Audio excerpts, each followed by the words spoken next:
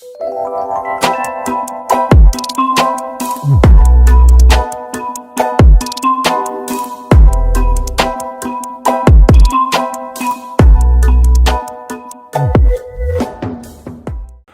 baik, Assalamualaikum warahmatullahi wabarakatuh.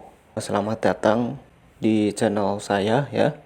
Kali ini kita akan belajar terkait himpunan fungsi dan induksi matematika. Untuk kontrak sudah ya, jadi ini langsung materi. Jadi kali ini saya buatnya sebelum supaya kalian nanti pas diskusi itu ada gambaran ya. Atau nanti bahkan saya juga akan buat sesudah diskusi ya. Jadi nanti tergantung aja. Oke, sekarang jam berapa? Saya cek dulu. Oke, sekarang jam setengah dua ya, bentar lagi ya. Oke, setengah dua pagi. Oke, baik. Kita langsung masuk ke materinya saja, teman-teman ya. Kita akan belajar terkait himpunan fungsi dan induksi matematika, analisis real ya. Perkenalkan dulu dengan referensi buku yang saya gunakan ini. Ya, buku yang saya gunakan, yang pertama bukunya Bartel. Yang kedua itu pengantar analisis real dari terbitan Universitas Terbuka ya, Suryanto dan Sukarjono. Minimal kalian membaca salah satunya. Sebenarnya saya merekomendasikan dua buku ini, tapi terserah kalian ya. Atau punya pegangan buku lain ya, silakan saja ya. Jadi, tapi saya merekomendasikan salah satu dari buku ini karena saya menggunakan dua buku ini, teman-teman. Oke, baik. Yang pertama tentang himpunan. Himpunan itu merupakan sekumpulan objek yang dapat ditentukan secara jelas sehingga dapat diketahui apakah suatu objek termasuk ke dalam himpunan tersebut atau tidak. Nah, kali ini kita akan belajar terkait analisis real, jadi agak sedikit abstrak di sini ya terkait himpunannya. Untuk himpunannya sendiri kalian sudah mempelajarinya di fungsi ya waktu kalian menempuh SMA gitu. Oke, di sini jika A menyatakan suatu himpunan dan X suatu unsurnya, jadi unsurnya itu bisa elemennya ya, maka kita bisa tulis seperti ini. Nah, X di A. Nah, kita akan memfikskan dulu, kita akan mensepakati dulu notasinya ya. Jadi ini X di A kalau misalkan elemen tersebut berada di himpunan tersebut. Jadi ini bisa dibaca X di A, X elemen A, atau X anggota A, atau X termuat di A, atau A memuat X. Jadi terserah aja, pilih salah satu aja ya. Oke, selanjutnya saya kasih contoh aja ya. Misalkan terdapat himpunan A yang anggotanya itu 1, 2, 3, 4, 5. Apakah 2 termasuk anggota di himpunan A? Jawabannya apa? Jawabannya iya. Karena apa? 2 di sini itu termasuk anggota himpunan di A. Jadi kita dapat menuliskannya 2 di A. 2 elemen A. Gitu ya. Karena X ini kalian bisa ganti dengan apapun. Oke, lanjut. Nah, jika X suatu unsur tetapi bukan di A, kita bisa tuliskan seperti ini, teman-teman. X elemennya itu dicoret ya. Jadi ini dibaca X bukan di A, atau X bukan elemen A, X bukan anggota A, atau X tidak termuat di A, atau bahkan A tidak memuat X. Kalian pilih salah satu ya. Saya contohkan. Misalkan terdapat di himpunan A ya, anggotanya 1, 2, 3, 4, 5. Apakah 6 termasuk anggota di himpunan A? Tidak. Kenapa? Karena di sini tidak ada 6 ya. 6 bukan termasuk anggota di himpunan A. Jadi kita dapat menuliskannya 6 bukan di A ya. Oke, baik. Sekarang kita masuk ke pengenalan subset dan superset ya. Oke, perhatikan di sini jika setiap anggota dari X di A dan begitu juga terdapat anggota X di B, maka dapat dikatakan bahwa A itu subset dari B atau B superset dari A. Jadi kita bacanya yang ini ya, A subset dari B atau A himpunan bagian B. Nah, untuk yang ini B superset dari A atau B memuat di A. Oke, saya contohkan aja ya. Nah, misalkan terdapat di himpunan A anggotanya 1, 2, 3, kemudian di himpunan B 1, 2, 3, 4, 5. Perhatikan bahwa setiap anggota X dari A yaitu 1, 2, dan 3 juga terdapat pada di B ya. Nah, kita bisa lihat sendiri 1, 2, 3 dan ini ada juga 1, 2, 3 ya, A dan B. Oleh karena itu kita dapat menuliskannya itu A subset B atau B superset dari A. Nah, dari bukunya Bartel ya, kalau kita menilik bukunya Bartel, ada tambahan yang menyatakan bahwa himpunan A adalah himpunan bagian sejati atau kita sebut nanti proper subset ya dari himpunan B jika A subset B tetapi terdapat setidaknya satu elemen dari B yang tidak ada di A. Jadi dalam kasus ini kita terkadang menuliskannya itu A proper subset B ya. Atau ada juga yang menyebutnya A bagian sejati dari B. Nah, contohnya seperti ini. Misalkan terdapat himpunan A yang anggotanya itu 1, 2, 3 dan himpunan B anggotanya 1, 2, 3, 4, 5. Jadi perhatikan bahwa himpunan A memiliki anggota yang sama, tetapi anggota pada himpunan A itu lebih sedikit. Oleh karena itu kita dapat menuliskannya A proper subset dari B. Ini artinya apa? Karena kalau sama dengan itu bisa dikatakan sama ya. Semuanya sama bisa. Jadi lebih detailnya perbedaannya subset boleh sama atau lebih kecil, dan untuk proper subsetnya itu harus lebih kecil dan tidak boleh sama. Oleh karena itu nggak ada sama dengannya.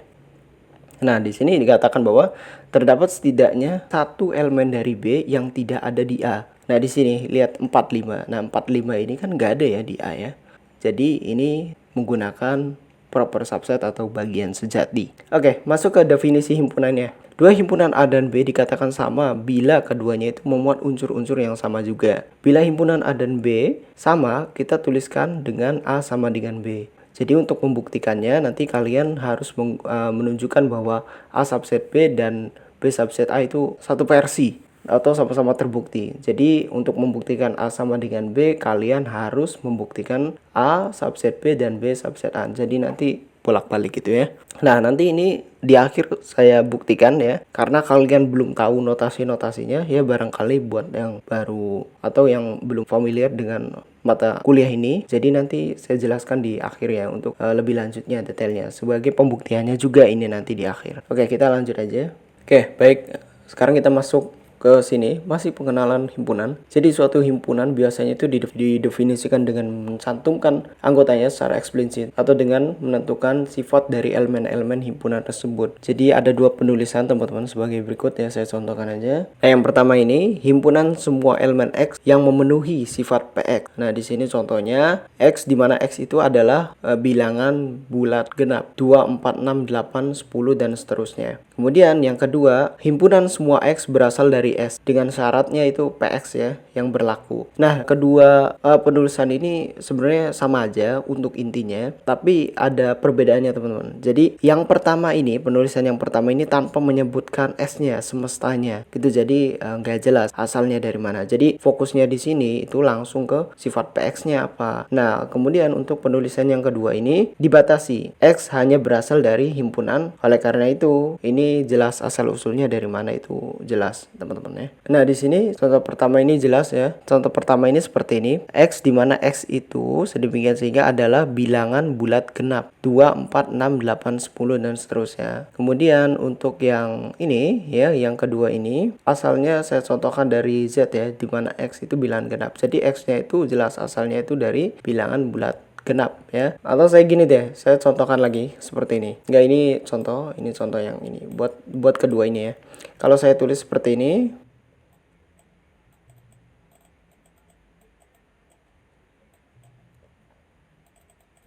oke, kalau saya tulis seperti ini, X di mana X itu kurang dari 5. Kemudian saya tanya nih, kira-kira X itu dari bilangan apa? Nah, kita juga nggak tahu kan ya, karena di sini nggak ada penjelasannya. Beda kalau halnya saya tuliskan seperti ini.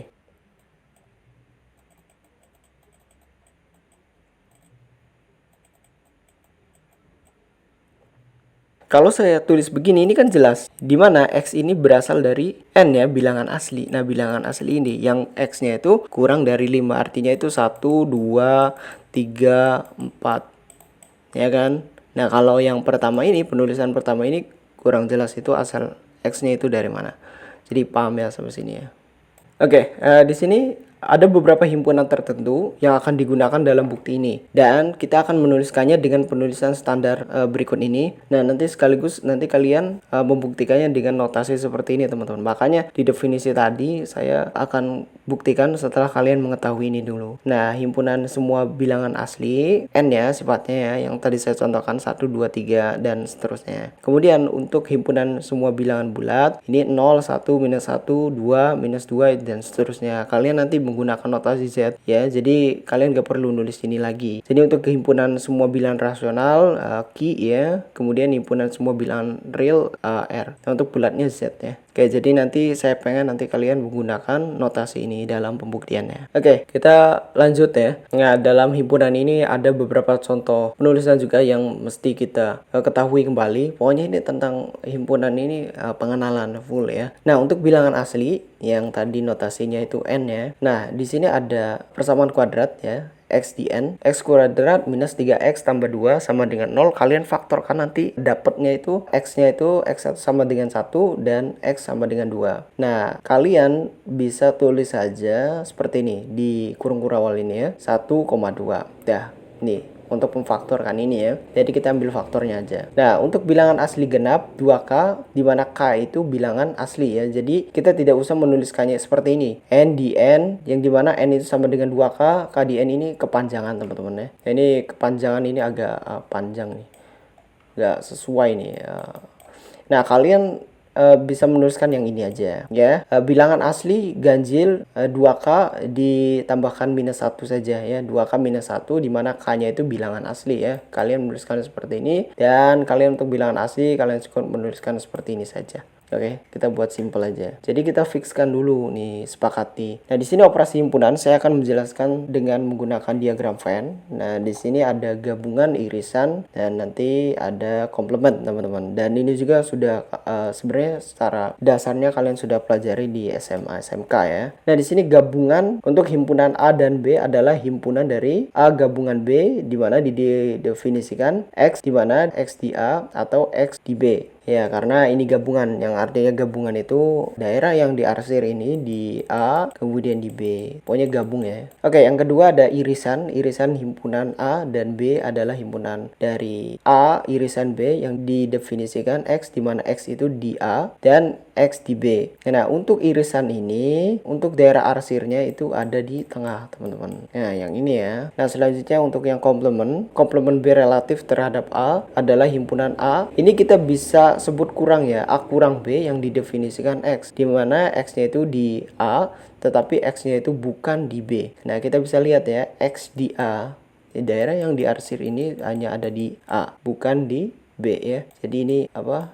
Bukan di B ini ya. Jadi kalian harus pahami ini. Ini menggunakan diagram Venn. Oke, kita lanjut. Himpunan yang tidak mempunyai anggota disebut himpunan kosong. Ditulis seperti ini ya, menggunakan kurung awal atau dengan 0 dicoret seperti ini.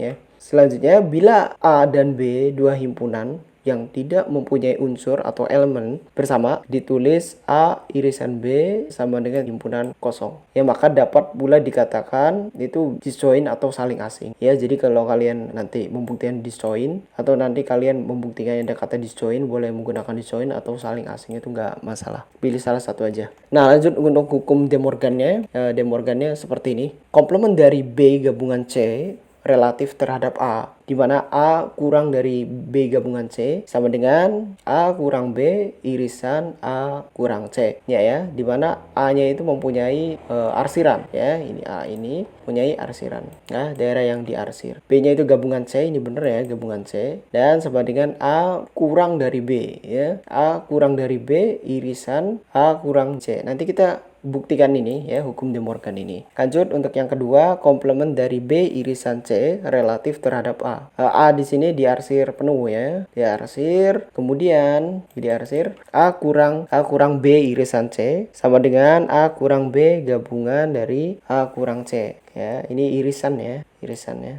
B irisan C ya.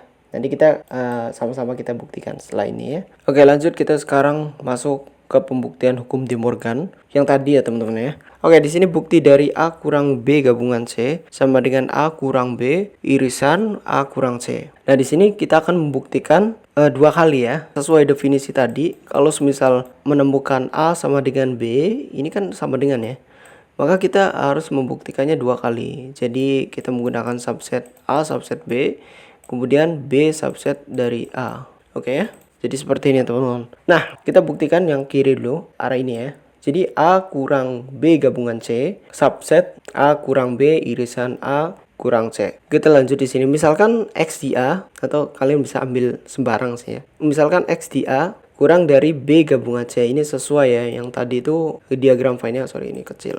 Seperti ini ya. Nah, ini A, ini B, ini C di mana ini C, ini C di mana ini yang diarsir ya. Jadi A kurang B gabungan C ini mengikuti yang ini. Artinya untuk X di A, X-nya itu di A tetapi itu bukan di B gabungan C, karena yang diarsir itu hanya yang di A ya. Jadi hal tersebut berakibat bahwa X bukan di B dan X bukan di C. Nah, ini bukan bagian ya, bukan dari unsur B dan bukan unsur dari C. Jadi kalau elemen di sini itu ini kita bisa sama dengan ini kurang ya.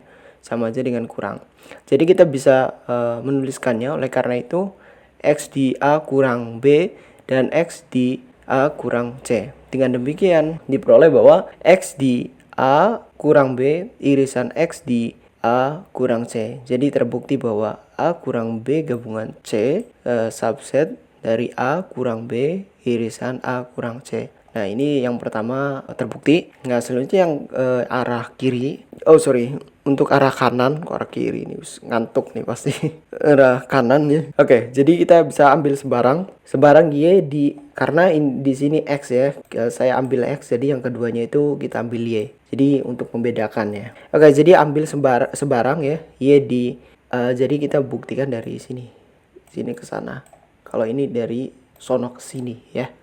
Ambil sembarang Y di A kurang B irisan A kurang C. Hal tersebut berakibat bahwa Y di A kurang B, Y di A kurang C.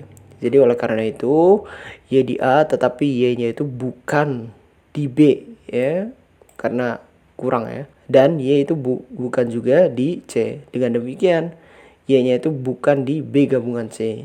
Jadi kita peroleh Y di A kurang dari B gabungan C. Jadi terbukti bahwa A kurang B irisan A kurang C subset A kurang B gabungan C. Nah, dari sini terbukti. Jadi kalian kalau nemu QED di Bartle itu artinya telah dibuktikan. Oke, lanjut. De Morgan yang kedua.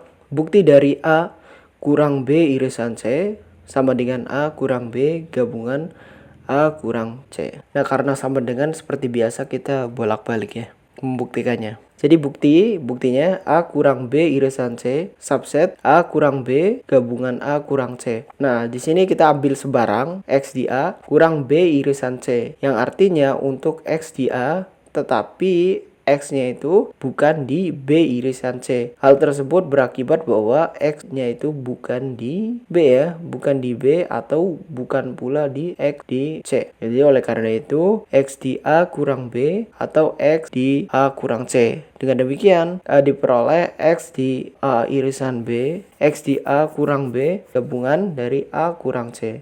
Jadi terbukti bahwa A kurang B irisan C subset A kurang B gabungan A kurang C. Oke, bukti dari arah kanan ya. Jadi kita bisa ambil sembarang Y di A kurang B gabungan A kurang C. Jadi hampir sama Y di A kurang B atau Y di A kurang C. Jadi oleh karena itu Y di A tetapi Y-nya itu bukan di B atau bukan pula di C. Oleh karena itu Y bukan di B atau juga Y bukan di C. Ya, karena atau ya. Jadi akibatnya Y bukan di B irisan C. Dengan demikian Y di A kurang B irisan C. Jadi untuk Y di A kurang B irisan C, jadi untuk A kurang B gabungan A kurang C subset A kurang B irisan C. Maka dari sini juga terbukti ya teman-teman ya. Oke, di sini ada operasi gabungan untuk himpunan tak hingga. Misalkan A didefinisikan sebagai N, yaitu bilangan asli yang memuat A1, A2 dan seterusnya ya, yang merupakan suatu koleksi tak terhingga banyaknya himpunan. Oke, perhatikan di sini. Himpunan di X yang dimana X itu di AN untuk suatu N di bilangan asli. Nah, jadi ini tuh menggunakan union atau gabungan ya. Ini tercermin dari simbol ini ya, U ya, simbol ini. Jadi gabungan dari AN untuk N dari 1 sampai tak hingga sama dengan himpunan semua X sedemikian sehingga X anggota AN untuk beberapa N di bilangan asli ini ya. Nah, gabungan dari semua AN mulai dari A1 karena ini kan AN ya. Jadi ini bisa A1, A2, A3 dan seterusnya adalah himpunan semua elemen yang muncul setidaknya itu pada salah satu himpunan AN. Nah, itu yang gabungan ya. Nah, selanjutnya ada irisan atau intersection. Nah, intersection atau irisan dari semua AN Nah, selanjutnya ada intersection atau irisan ya. Irisan AN untuk N dari 1 sampai tah hingga sama dengan himpunan semua X sedemikian sehingga X anggota setiap AN untuk semua N di bilangan asli. Nah, ini sama ya di bilangan asli. Nah, irisan dari semua AN ini sama ya. Jadi mulai dari A1 karena ini AN ya, A1, A2, A3 dan seterusnya adalah himpunan semua elemen yang muncul di setiap himpunan AN. Oke, mungkin sekian aja pembahasan terkait analisis real. Ini bagian pertama ya. Jadi nanti untuk pertemuan selanjutnya saya bisa membuat video ini sebelum atau sesudah pertemuan ya. Nanti tergantung aja sesuai kondisi. Jadi nanti diskusinya kita laksanakan tatap muka atau offline ya. Oke, jadi mungkin itu dia. Oke, sekarang jam berapa ya? Jam 2.54. Ini hampir jam 3. Oke, sekian saja karena ini sudah hampir jam 3 ya.